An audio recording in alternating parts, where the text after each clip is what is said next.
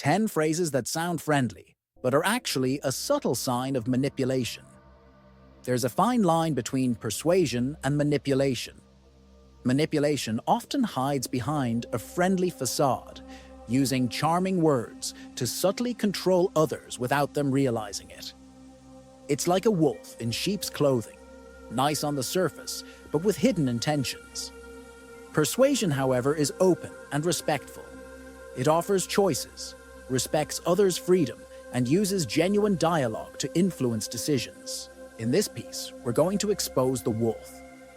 We're diving into 10 seemingly friendly phrases that are actually sneaky signs of manipulation. Let's get started. 1. Just between us.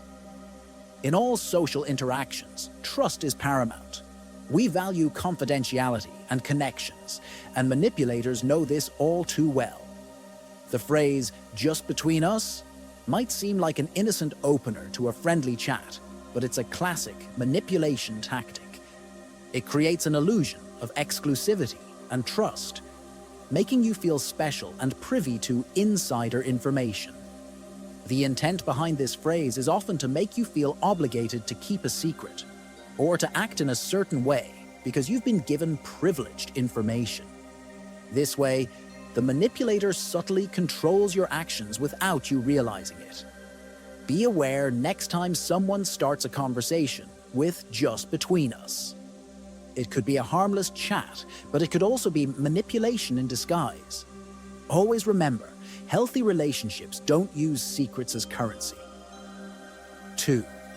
I just want what's best for you.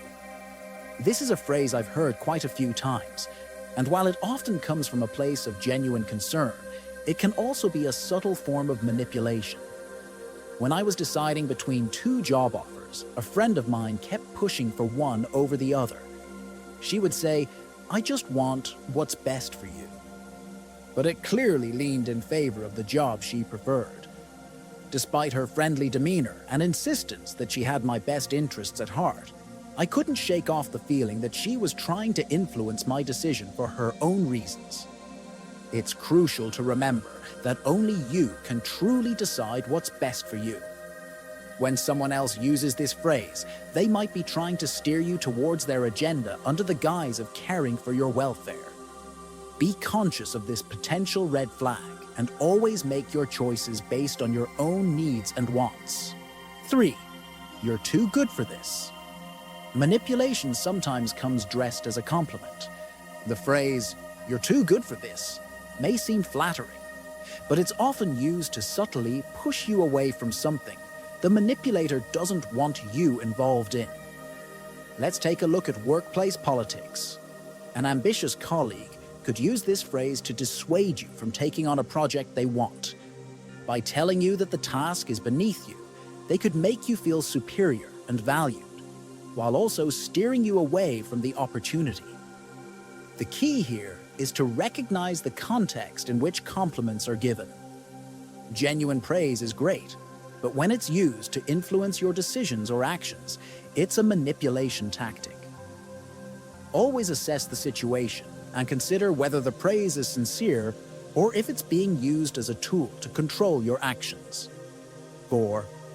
I hate to be the one to tell you this. This phrase is a classic example of manipulation, disguised as concern. The manipulator uses it to deliver negative or potentially hurtful information, positioning themselves as the reluctant bearer of bad news. The aim here is to create a sense of empathy or gratitude towards them for their honesty, despite the negativity they're spreading. It allows them to deliver a blow while appearing as a sympathetic figure. When someone starts a conversation with, "I hate to be the one to tell you this," be cautious. It's important to listen and consider their news, but also question why they are the one delivering it and what they might gain from doing so. 5. If I were you. This phrase may seem like friendly advice, but it can often be a tool for manipulation. By saying, "if I were you," the manipulator subtly imposes their viewpoint or decision-making process onto you. It's a clever way to suggest that they know better or have more experience, making their advice seem more valuable. But remember, everyone's circumstances and perspectives are unique. What works for one person might not work for another, and you should always feel free to make decisions based on your own judgment. So when you hear, "If I were you," take it as a viewpoint, not as an instruction. Your path is your own to determine. 6. Don't you trust me? Trust is the cornerstone of any healthy relationship. Manipulators, however, may use it as a tool for coercion. When you hear the phrase, "Don't you trust me?" be wary. This phrase can make you feel guilty or doubtful, pushing you to comply with their demands to prove your trust. It's a tactic that plays on your emotions and can lead you away from your instincts or better judgment. Remember, genuine trust is earned and freely given, not used as a bargaining chip. If someone truly cares about you, they won't pressure you into proving your trust in them. They would respect your feelings and decisions, even if they differ from their own. 7. I'm only saying this because I care. This is a phrase that's hit close to home for me. It can be used to mask unsolicited criticism or negative comments as concern. Once, someone close to me used this phrase while making remarks about my lifestyle and choices. It felt like they were trying to control my actions, all under the disguise of caring for my well-being. It's important to note that genuine concern is expressed through support and understanding, not through judgment or control. When you hear, "I'm only saying this because I care," take a moment to assess the reality of the situation and trust your gut feelings. 8. You're overreacting.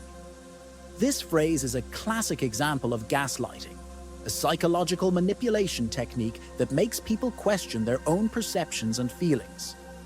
When someone tells you that you're overreacting, they're subtly undermining your experiences and emotions.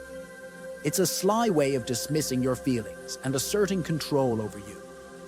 It puts you on the defensive, making you question whether your reactions are valid or not. Remember, your feelings are your own, and no one else has the right to dictate how you should feel or react. If someone consistently tells you that you're overreacting, it might be a sign of manipulation. Trust your emotions. They are valid and deserve to be heard. 9. You owe me. This phrase is a clear sign of manipulation. Manipulators often use the idea of debt to control others. They may remind you of past favors or good deeds, not out of kindness, but to make you feel obligated to return the favor. By saying, "You owe me," they're trying to impose a sense of guilt on you, making you more likely to comply with their requests or demands. In a healthy relationship, acts of kindness are given freely, without expectations. If someone keeps reminding you of what you owe them, it might be time to reassess the dynamics of your relationship. 10. I didn't mean to hurt you. This is a phrase manipulators frequently use to deflect blame and avoid accountability for their actions. By saying, "I didn't mean to hurt you," they shift the focus from their actions to your reactions. The truth is, intentions don't negate the impact. If someone consistently hurts you and uses this phrase as a shield, it's a red flag. It's crucial to remember that you deserve respect and understanding, and it's okay to demand accountability when someone hurts you, regardless of their intentions. Which one of the points above resonated the most today? Also, if you haven't done so yet, be sure to subscribe to our YouTube channel to receive new videos like this in your inbox every day.